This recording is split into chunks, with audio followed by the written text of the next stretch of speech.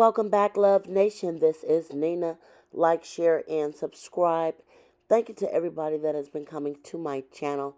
Like this video, share this video, and hit that notification bell so you know when I drop my next one. You guys, tonight I am going to review the long-awaited Kelsey Nicole interview, Meg Thee Stallion's ex-best friend, and I am going to get into what she talked about on the Danza Project show. Check that out, you guys. I will definitely leave a link in the description so you guys can see the full interview for yourselves. However, those of you that just want the cliff notes of the juicier details, I am here because I got 3 pages of notes, and I am basically just going to run through in a Cliff Notes version of what she said. Everybody is curious about this. Tory Lanez also has an appeal that was just filed. Look for that video upcoming in the next few days. So make sure you subscribe. So during this interview at the beginning, she's basically, going over a little bit of her history, talking about how she met Meg Thee Stallion at the Prairie College in Texas around 2013, 2014, when they were both accepted into a college program together. They hit it off. Kelsey said even though they were kind of opposites, they just gravitated toward each other, and that's cool. A lot of friends do meet like that. Anyway, they clicked, they bonded, and their relationship as best friends took off from there. Now, how did she meet Tory? Kelsey Nicole admitted that she met Tory at a Rock Nation brunch. She didn't say what year or how long ago it was. But I'm guessing, it couldn't have been too long because, Meg Thee Stallion, let me see, she's been around for about 5 or 6 years now. Okay, so it had to be recently, okay, in the last 5 or so years. She met Tory at that Rock Nation brunch. They kind of hit it off.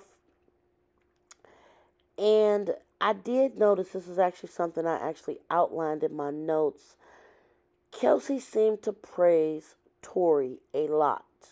She really did. She, really went out her way to be thoughtful and not speak bad about him. She didn't have anything negative to say about him or even what happened the night of the big incident. So, I'm going to actually get into that in a little bit. But I was actually very intrigued that she didn't speak negative on him, or she didn't really even want to talk about their relationship. She talked about him actually very fondly, which again took me by surprise to some degree. But she had a lot of things to say about Meg Thee Stallion.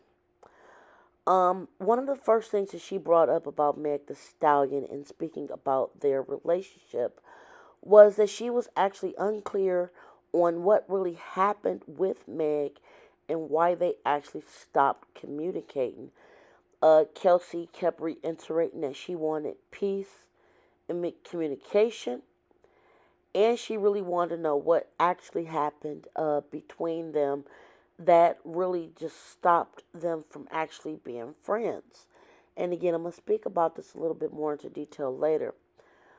Kelsey actually felt, everything between her and Meg were fine before this infamous incident happened that basically changed all of their lives. Hers, Tory's, and everybody else involved. Continuing in the notes that I made about this interview, during the night of the infamous incident, that was actually the last time she saw or even talked to Meg. I think a lot of us actually knew that because that was spoke upon a little bit before, if you guys been following his trial. She also wanted to speak out but chose not to concerning her position or opinion on what happened during that night because she said, basically the guilty parties usually speak up first. Again, I thought that was some Meg shade in its own. She also iterated to some degree that Meg has bad character traits and that she found out about the betrayal during the night of the infamous incident. Basically, the betrayal meaning that Meg was messing around with Tory behind her back. She thought that girls, and how close they were, that, this type of thing would not come up in their, sister sister relationship. A lot of women do think like that when they're dealing with best friends or people they believe to be so, and they thought that they could handle this, due to them. I mean, basically, not really having any issues before this incident happened and she found out. She also said that she did not know about this betrayal until this incident happened. Now, from here, she said she felt very isolated. She changed up the way her habits are, including how much beverages she consumed that could change her mindset. She also talked about not really having any close female friends. She also stated that her husband, or I'm sorry, boyfriend, is her best friend, and she's looking out for herself, her son, and her family. Totally understandable.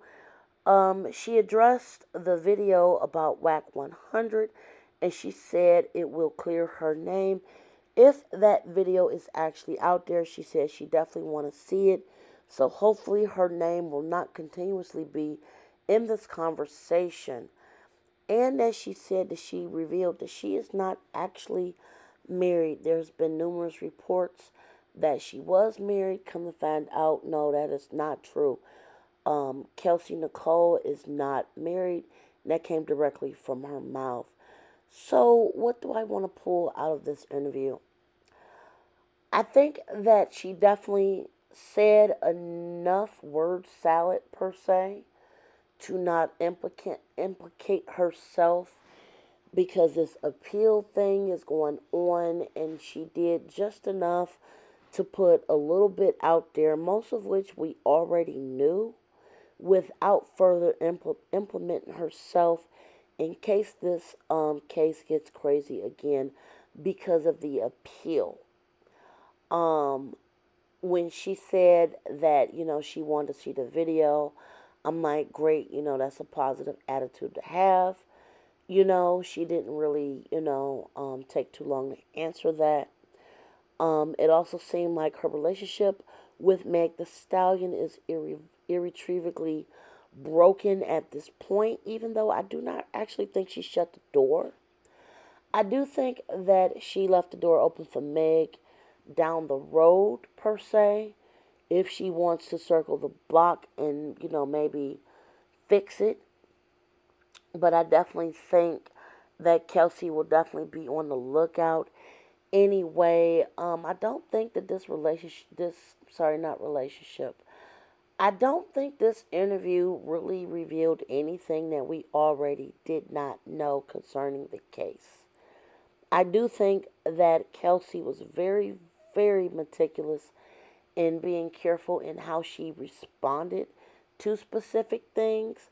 Now, going back to a point I made earlier, there has been a lot of talk that Kelsey was actually the one with the pow pow. I guess that this is actually going to come out as this subpoena goes further because, like I said, she really did not address all the tea we wanted to hear.